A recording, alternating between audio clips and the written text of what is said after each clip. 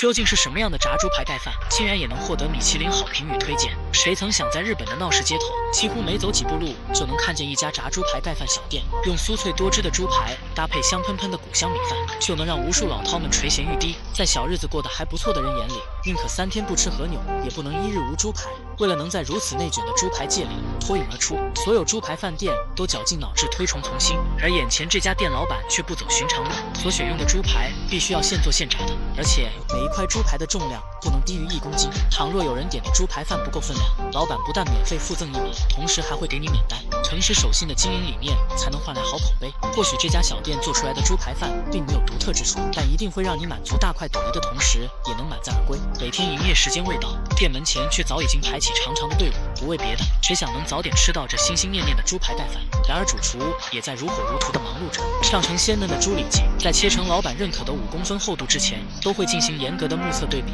如果切得太厚，后期在油炸过程中内里就很难被炸熟，这便是保证肉质细腻和滑嫩口感的重要一环。猪排全身，即便每天的前期准备工作非常繁杂且无味，但老板依然在亲力亲为下有条不紊地忙活着。此时将厚切猪排随手丢进热油锅里煎炸，耳边时常传来噼里啪啦的动听旋律，溅起的金黄油花显得格外耀眼。当双面炸至焦黄酥脆时，便可以小心捞出控油片刻。为了不让猪排盖饭看起来过于单一，豪横的老板还会附赠1份煎鸡蛋饼。点火预热，等油温升高后，火速将事先打好的鸡蛋液倒入平底锅内，一时间空气中肆意飘起诱人的香气，稍不留神偷偷占领你的嗅觉领地。等到底部微微凝固时，就可以取出盖在提前蒸好的谷香米饭上，随手盖在嫩黄绵密的蛋液之上。而这家店做出来的炸猪排盖饭之所以如此受欢迎，与其老板亲手熬制的灵魂酱汁密不可分。当浇淋的那一刻，瞬间让猪排盖饭上升好几个档次，感觉多看1秒就想要现在立刻马上就开造。